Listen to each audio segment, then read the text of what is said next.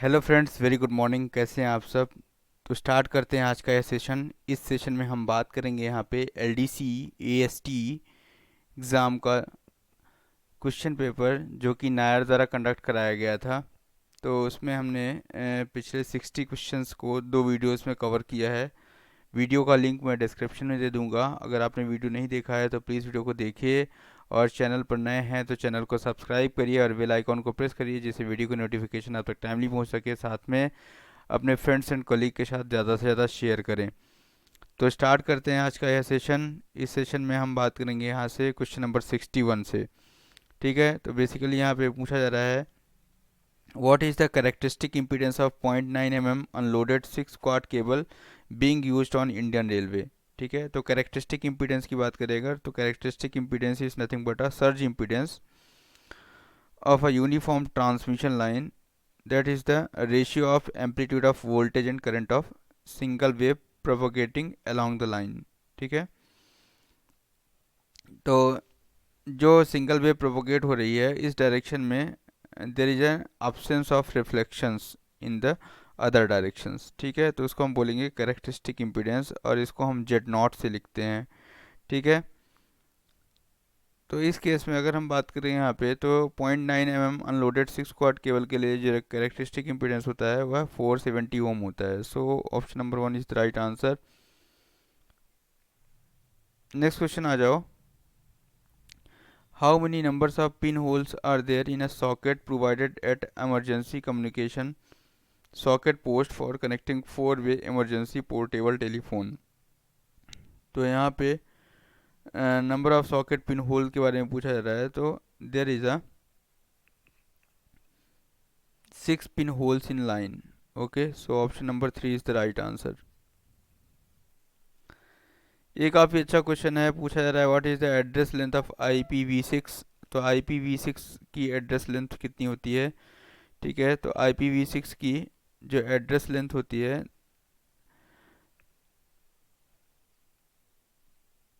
That is 2 power 6 multiply 2। Okay, 128 bit.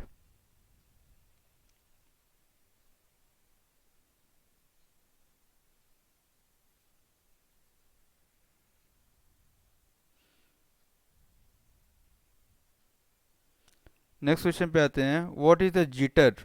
Very important question, jitter in the data communication network. तो पूछा जा रहा है डेटा कम्युनिकेशन नेटवर्क में जिटर क्या होता है। तो jitter is nothing but a it is an time interval error. So option number 1 is the right answer. This is a time interval error. Okay, next है पीसीएम पे question पूछा जा रहा है यहाँ पे पल्स कोड मॉड्यूलेशन पे। In PCM what will is the sampling frequency for a band signal of 4 kHz। तो 4 kHz बैंड पास सिग्नल है। ठीक है, तो उसके लिए यहाँ पे पूछा जा रहा है, तो what will be the sampling frequency. तो sampling frequency will be equal to the next rate. So that will be 2 FM, that is 2 into 4 kHz, that is 8 kHz। so sampling frequency will be a more than 8 kHz or equal to 8 kHz for perfect reconstruction of message signal। ठीक है, next question है, which among the following is not a feature of global system for mobile communication railways. तो GSM-R का जो है तो कौन सा फीचर नहीं है यहाँ पे पूछा जा रहा है क्वेश्चन नंबर 66। तो बेसिकली काफ़ी इंपॉर्टेंट क्वेश्चन है ये भी। सो GSM-R की अगर बात करें तो इसमें फंक्शनल एड्रेसिंग होती है। ठीक है, लोकेशन डिपेंडेंट एड्रेसिंग होती है, enhanced multi level precedence and preemption होता है, और वीडियो कॉलिंग नहीं रहती। ठीक है, so option number 4 is the correct answer. Next है, in global system for mobile communication which sub system initiates the wireless communication between mobile phone and the network. Very important. ठीक है, तो यहाँ पे पूछा जा रहा है कौन सा सब सिस्टम है जो कि आपकी कॉल को इनिशिएट करता है, मोबाइल फ़ोन और नेटवर्क के बीच में इंटरमीडिएटर का काम करता है? तो that is none other than BTS। तो बेस ट्रांससीवर स्टेशन जो होता है, ठीक है, वो है GSM सिस्टम में जो है एक सब सिस्टम होता है that initiates the wireless communication between mobile phone and the network. Next question पे आते हैं।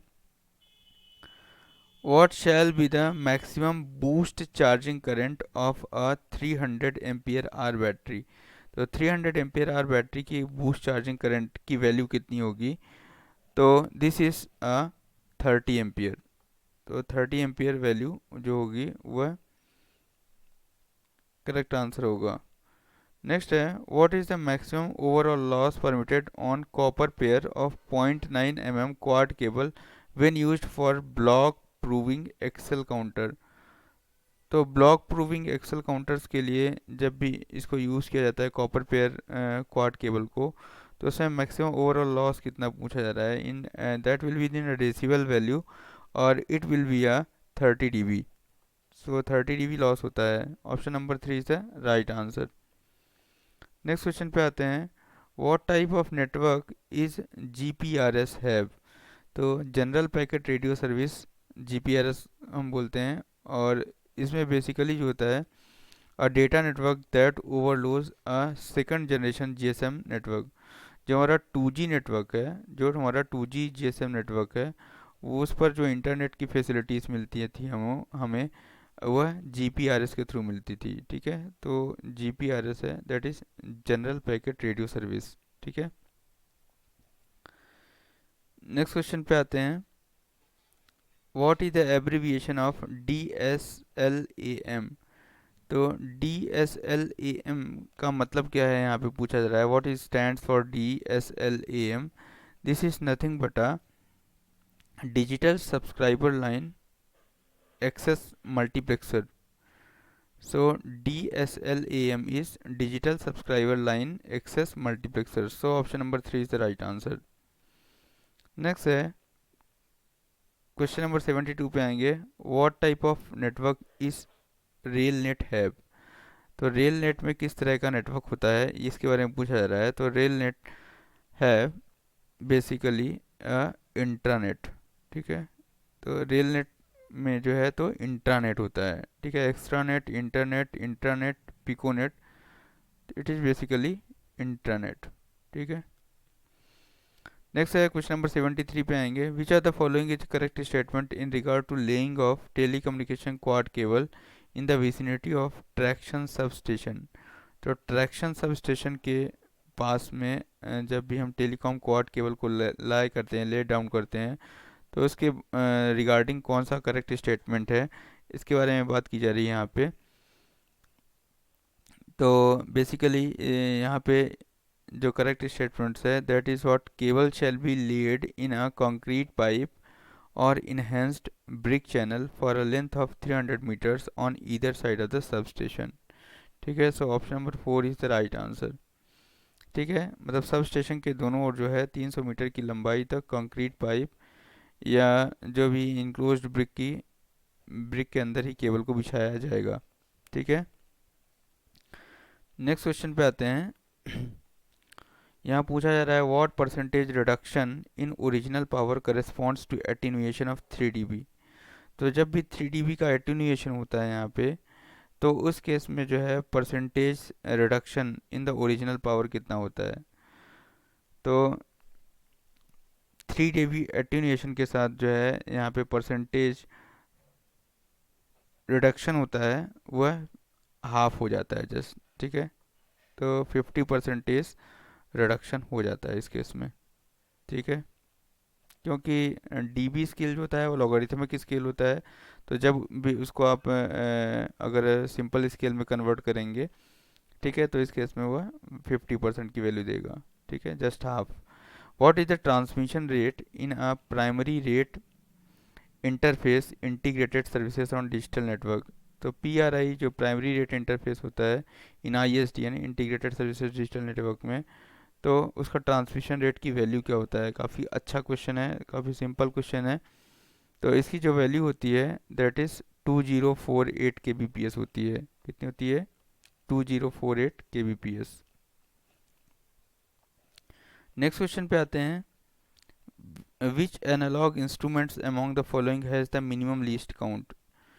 ये भी अच्छा क्वेश्चन है कि ये पूछा जा रहा है कौन सा एनालॉग इंस्ट्रूमेंट है जिसका लीस्ट काउंट जो होता है सबसे कम होता है। ठीक है, micrometer, vernier callipers, slide rule और फीलर गेज। तो माइक्रोमीटर जो होता है उसका लीस्ट काउंट सबसे कम होता है। So option number 1 is the right answer, micrometer. Next question पे आते हैं। What is lathe machine? तो लेथ मशीन के बारे में पूछा जा रहा है, क्वेश्चन नंबर 77। तो lathe machine is nothing but a machine where stationary cutting tools cuts and removes excess material from the rotating workpiece. So option number 1 is the right answer. It is a machine, ठीक है, जहाँ स्थिर काटने का उपकरण rotating work piece से अतिरिक्त सामग्री को काटता है और हटाता है। ठीक है, that is a lathe machine. अब नेक्स्ट क्वेश्चन पूछा जा रहा है कि पिच ऑफ द स्क्रू क्या है। ये भी जनरल सा क्वेश्चन है। तो it is nothing but a ratio of moving distance by a screw to number of rotation. ठीक है, तो जब हम स्क्रू को घुमाते हैं तो उस केस में उसका जो मूविंग डिस्टेंस है, ठीक है, वो कितना ट्रैवल करता है और उसने, ठीक है, नंबर ऑफ रोटेशंस कितने किए।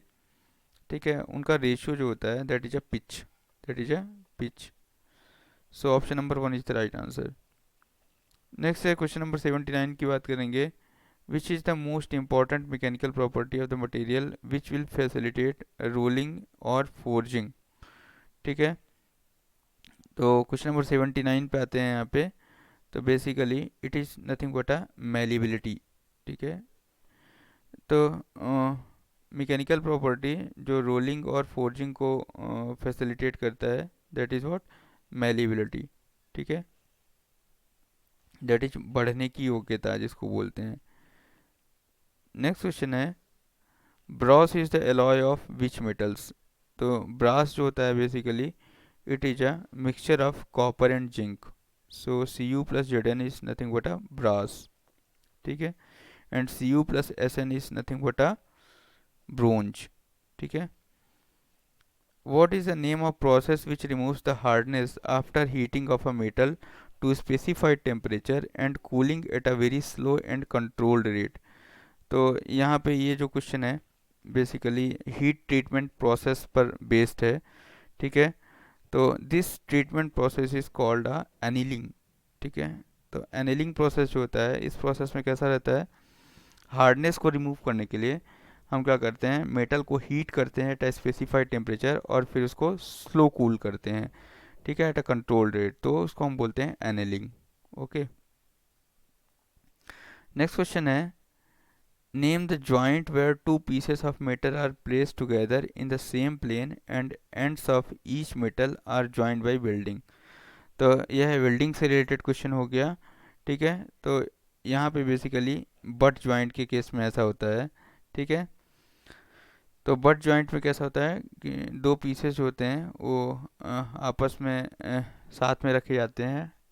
ठीक है, सेम प्लेन पर, और उनके एंड्स जो होते हैं उनको ज्वाइन करते हैं वेल्डिंग से। नेक्स्ट है क्वेश्चन नंबर 83 पे आते हैं। What is the first operation involve in an impression die forging? तो इम्प्रेशन डाई फोर्जिंग में कौन सा ऑपरेशन जो है तो सबसे पहले इन्वॉल्व होता है? That is coining, trimming, blocking, fullering. तो इसका आंसर होगा यहाँ पे दैट इज फुलरिंग।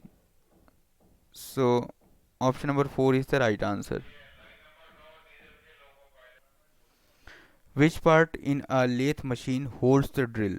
ठीक है, तो यहाँ पे पूछा जा रहा है ड्रिल मशीन का, लेथ मशीन का कौन सा पार्ट जो है तो ड्रिल को होल्ड करता है। ठीक है, तो this is carriage, jaw chuck और टूल पोस्ट और टेल स्टॉक। तो इसका option number 4 is the right answer, that is tell stock.